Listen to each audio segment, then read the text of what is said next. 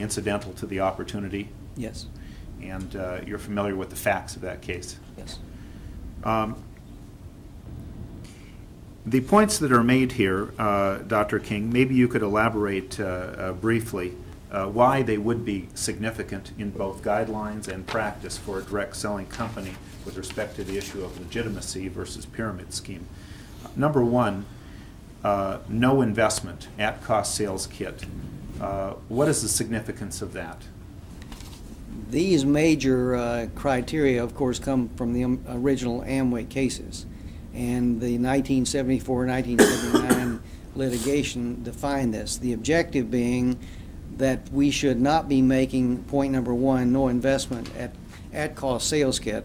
The company agrees to not make a profit on the sales support program to give the distributor maximum flexibility. No inventory requirement? Well, Dr. King, in the opening statement, a comment was made that no less than 6 times in the company's distributor agreement and policies was it mentioned that there was no purchase required to be a distributor and to be in this program other than the purchase of a $25 at-cost sales kit. Yes. As a marketing professor, a student of consumer behavior, is it your opinion that TravelMax adequately informs its prospective distributors that there is no purchase requirement other than the purchase of an at-cost sales kit? Yes. The second point, no inventory requirement, I assume that would be along the same lines? Yes. Okay. Did you see in the company's materials, point 3, did you see in their policies and distributor agreement requirements that distributors place an emphasis on retailing products to the ultimate consumer? Yes. Company, point number 4, Dr. King, the company has adopted a, am I correct, a 100% 30-day buyback policy on any product inventory purchase, is that correct? Yes. And a 90% one-year policy, is that correct? Yes. Does that policy comport with the standards adopted by member companies of the Direct Selling Association, including Amway, Mary Kay, Shackley, Tupperware, Avon, Herbalife? It does. As a matter of fact, a 100% 30-day policy probably exceeds the standards of the Direct Selling Association. Is that correct? I believe so. Okay. You commented earlier as to point number 5 that the company had adopted the famous Amway 70% rule. Yes. That's correct. And there are some annotations here. Is the purpose of this to avoid stockpiling and front-loading, garage loading of Yes. a company? Yes. Okay. And was this one of the elements in 1979 when the Federal Trade Commission ruled that Amway was a legitimate direct selling company and not an illegitimate pyramid? Was the 70% rule and the buyback policy, were they elements of the approval by the Federal Trade Commission? Yes. And to your knowledge, is the 1979 FTC Amway decision perhaps the most frequently quoted decision in the United States? Yes. And the so-called Amway safeguards, do you find them in the TravelMax program? I do. Okay. Paragraph or point number 6, supervisory responsibilities. What would be the function of a company asking its distributors to pay attention to their downlines? The reality is, particularly in a rapid growth situation, the company simply cannot control distributor behavior. Additionally, because of the independent contractor rule, they are not allowed to, by law, overtly control their behavior. So we set forth expectations that the upline will train and manage as much as practical the downline. This becomes one of the big problems in this industry, both on the one side educating, as I mentioned at the outset, and on the other hand making sure that the upline manages the downline. So that supervisory responsibility emphasis is very, very appropriate in this case. And point number 7, no false earnings claims. Did you see that appear repetitively through the distributor agreement and policies and procedures of this company? Yes, I did. Did you find yourself any evidence in the TravelMax marketing materials or documentation of false earnings representations, projections, hypothetical earnings representations? I did not. Can you understand how that could happen, though, in the field of a direct selling company? It happens all the time with other companies. And the reason is because the distributors get very aggressive, and they're trying to make their sales, and they're trying to be essentially enthusiastic. And in the course of that, they overstep the boundaries.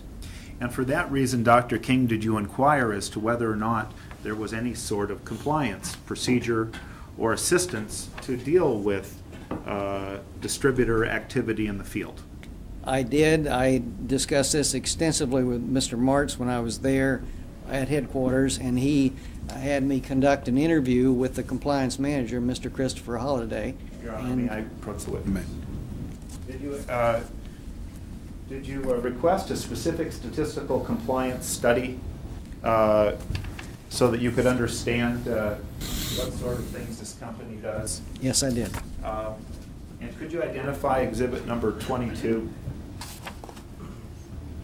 During my visit, I met extensively, probably an hour, with Mr. Holliday and Mr. Martz, and the end product was that we discussed compliance, and I asked him, could he give me some documentation and some detail? He did, and here we have it. And if we turn and look at the compliance detail, it speaks for itself. It was surprising to me when I received it. They had this documentation, and I'm not going to read this to the court. That's not necessary. But 3 to 6 suspensions or terminations, internet, over 40 unauthorized web pages were identified through an internet search. Advertising, a big issue in this industry. They are aggressively evaluating and qualifying ads, and at the same time taking overt action to avoid misstatements. Their stats: 100,000 plus, 1,000 plus approved ads on file, 50 to 75 ads per week currently coming in for approval, etc. The bottom line is, I was impressed that there was this much activity in the company, given the frenzied role of the company in completing and fulfilling sales. And given this analysis, Dr. King, given your experience, and given this analysis of their compliance procedures, do you have any doubt that if the state of Kentucky had brought misbehavior to the attention of the company, that some action, disciplinary, corrective, or otherwise, would have been taken? In fact, that issue was raised. I asked the question, why didn't you move on Kentucky given the noise? And the comment was made, we didn't hear about Kentucky until after there was formal regulatory activity. Well, again, I guess you didn't quite answer that question. I think they would have taken action. Your Honor, we would move the admission of 22. Yes, we move the admission of 22, and we've moved the admission of Exhibit 4. So admitted.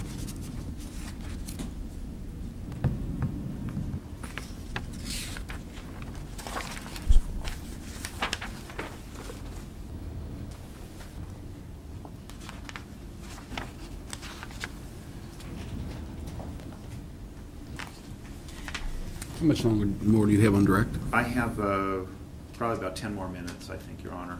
Okay. I'm just going to take a little break, but we can go ahead and finish. Yeah, I think we could finish this witness today, so Okay. they wouldn't have to come back. Well, we'll take a little break between direct and cross.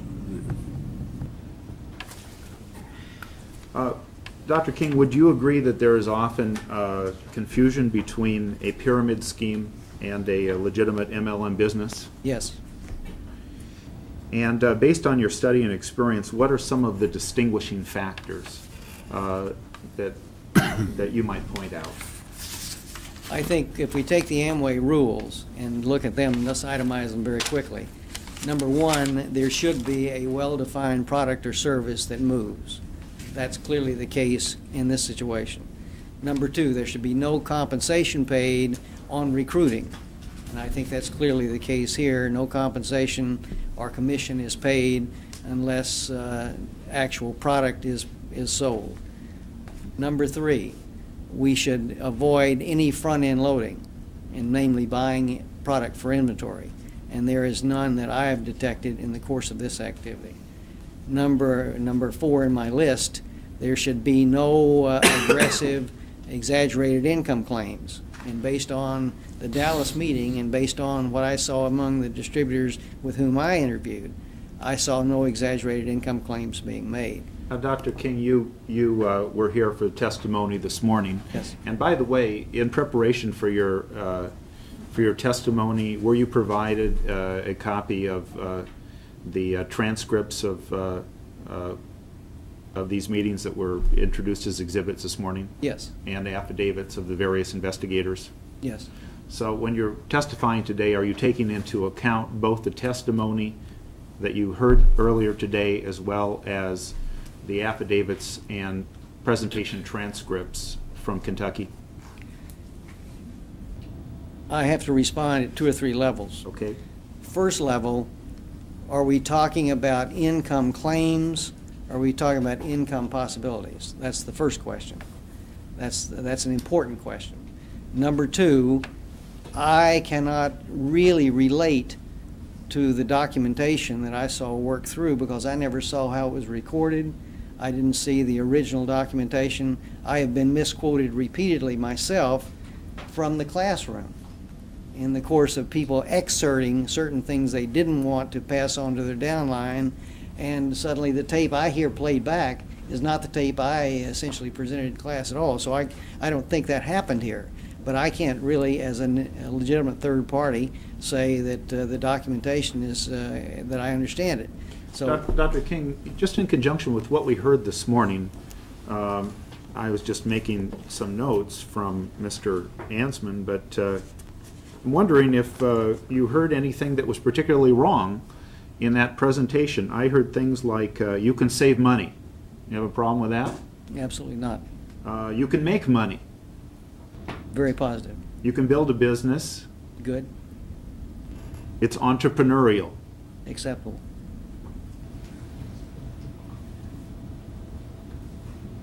You can qualify your distributorships by your various personal and group volumes.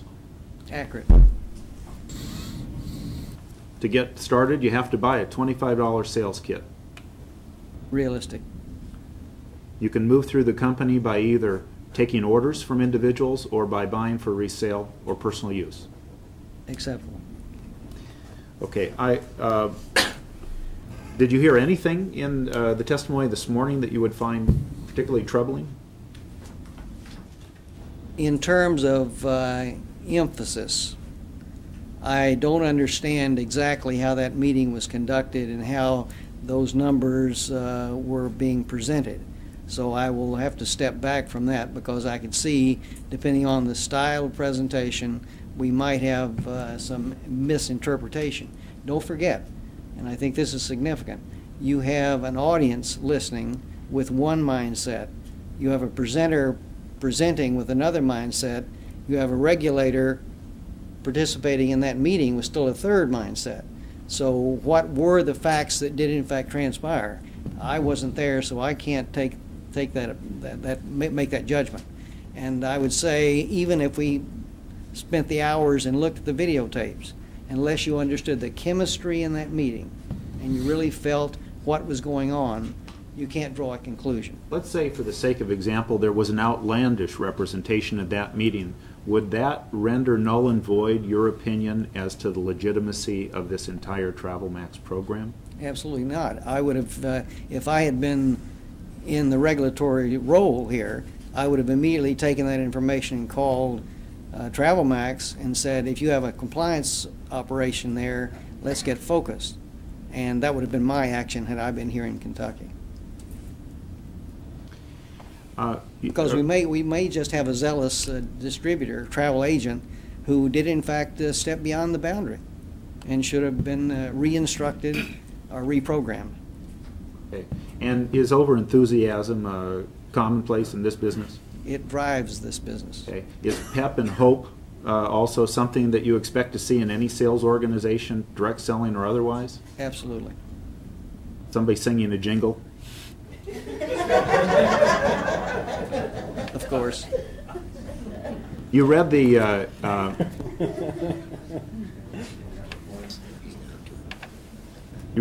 Dare to Be Great case? Yes. Okay. Could you differentiate, if you could, how you see the Dare to Be Great program different than TravelMax or other legitimate direct selling programs? I think the Dare to Be Great issue surrounded itself. There was no value added by those motivational tapes whatsoever, or if there was value added by those motivational tapes, we weren't talking about $1,000 worth of incremental value. So the bottom line is they were taking something that might be purchased through Nightingale Conant or any of the motivational houses today and accelerating the value and misusing it. There was no equivalent value for $1,000 associated with that material based on my understanding. Now, if I turn and look at the value added that's delivered here, you have enormous value added. If we talk about the VIP getaway program, we've already heard an industry expert talk about the value there if it fits your lifestyle. If we talk about making part-time income, then becoming an independent travel agent, the tutorial clearly pursues that and supports that. Alternatively, if you're talking about a charity program and that's your interest either from a missionary perspective or from a business perspective, then that tutorial is going to be supportive there. I can't personally say is it worth $450, but I can say there is clear value associated with those products. And those products then lead on to other values depending on how aggressively you want to pursue the business. Dr. King, based on your analysis, would you say this is a product-driven business? Absolutely product-driven. From the vantage point, as I said at the outset, let me roll back. That's a good summary point on this product issue. When I walked into that operation, I move into a company that's going $5 million a month, and I'm standing in sawdust. Now, if we were merely in the process of recruiting travel agents to sell them product, we wouldn't be installing 200 or 300 phone lines. We wouldn't be updating a computer system. We would be boxing packages to ship out to people who were going to spend $500 and leave town. And I saw just an entirely different attitude. There was absolute enthusiasm for building the organization. Now, I might add that as I take the next step and say, are we product driven? They entered the market and their IPO at $2.25 a share. I think the posting today was about $4.50. And they're trying to parlay that share long term into equity return for the organization and for the distributor organization, for those travel agents. I don't see this company in the business of selling packages only. They're in the business of selling travel. Two final questions, Dr. King. In the language of the Dare to Be Great case, do you have an opinion as to whether or not the product is incidental to the opportunity in the TravelMax program? The product is absolutely crucial to the opportunity. The product, as I define it, being the delivery of a sophisticated travel system. And finally, Dr. King, based on your educational, professional experience, do you have an opinion as to whether or not the TravelMax program is a legitimate business marketing travel-related products or is a pyramid recruitment scheme? Before you summarize for me, let me pick up another point. I think a number of questions have been asked here about how many of our people are in fact representatives, how many people are in fact travel agents, are we buying product, or are we in fact moving packages meaning travel programs, in contrast to tutorials. I want to talk about something called the concept of a product or business life cycle. It's very, very relevant to this particular context. Point. When a company begins, and this company has now been in motion for only a year, the first thing you do is build your organizational infrastructure. That means the company in California, the capacity to deliver, and then on the other hand, a sales organization, in this case, independent travel agents. In the beginning, to build those independent travel agents, they must buy product, namely tutorial packages, to essentially get started. So the question you ask about Kentucky and what percentage is in fact travel sold versus product purchased, I turn back and say, I would expect if Kentucky is a new market, that the large percentage of purchases in this market will be the training materials, while the distributor organization, the travel agents, learn how to do it. And in that life cycle, that's reality. Over time, the shift moves much more toward, will move, I forecast, toward actual delivered travel programs. And if we look at what's happening, the group travel division has already moved since August, I think, about $7 million worth of volume, and that's a short time. But in the life cycle, that's surprising. Well, now we have an in-place group, and all this new sales organization of independent agents, they now have someone they can feed to. Prior to that time, they were learning how to do it. And I just see this organization at the early cycle in takeoff as it moves into a very, very rapid growth stage. And they're about to move into what the industry calls momentum as we speak. Okay, so if I could ask that final question once again, do you have an opinion based on your educational and professional experience as to whether or not TravelMax is a legitimate direct selling business selling travel related products, or is a pyramid recruitment scheme? My summary answer is, I think the company is a product-driven organization focusing on delivery of a sophisticated travel system. I think they are in the throes of rapid growth. I think they're suffering from the usual startup problems of a company that's growing very rapidly in terms of fulfillment on the front end back in California, and at the same time maintaining and managing a distributor force that's just as enthusiastic in the field as headquarters management is back in California. And so I strongly endorse this as a legitimate business. Thank you. No further questions.